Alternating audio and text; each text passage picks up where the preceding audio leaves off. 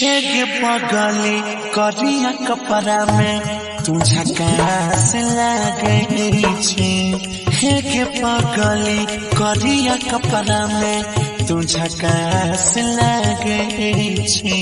जान मारै छी करे जकारै छी, जान मारै छी गे करे जकारै छी, सबसे खास लागई छी।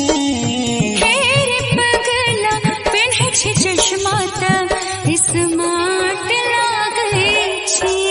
हे पगला पेन्है छी चश्मा स्मार्ट लागै छी। मुस्की मारै छी हिपिया झारै छी, मुस्की मारै छी हिपिया झारै छी, मसाला चाट लागै छी। हेगे पगली करिया कपड़ा में तू झकास लागई छी।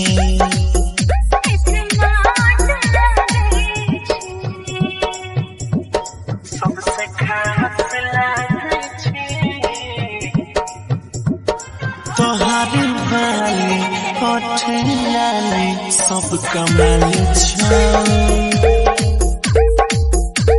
तोहरा बाली होठ लाली सब कमाल छौ।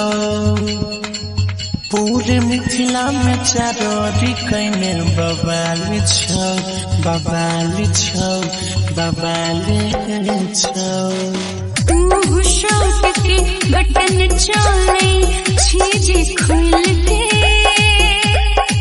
तू शर्ट के बटन चले छीजे खुल के।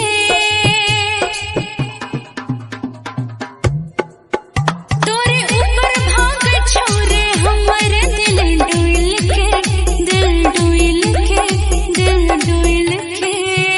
तोरा लिए दुनिया से लड़ जइबो दिलवा के तू हमर आस लागई छी। हेगे पगली करिया कपड़ा में तू झकास लागई छी।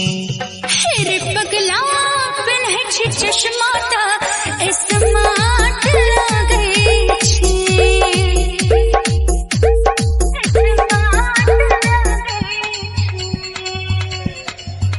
सबसे खास लागई छी।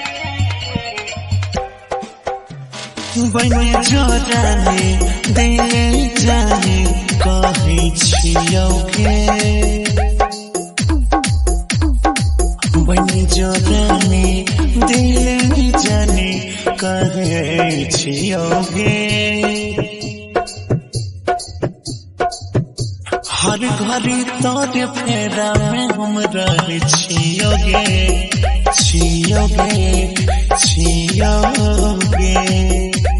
बन के दुल्हा लेके बराती घर आबरे,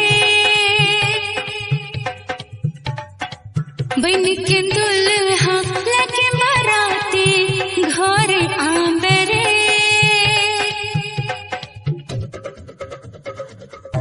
आस में बैठल छियो कन्या बना बेरे, बना बेरे, बना बेरे।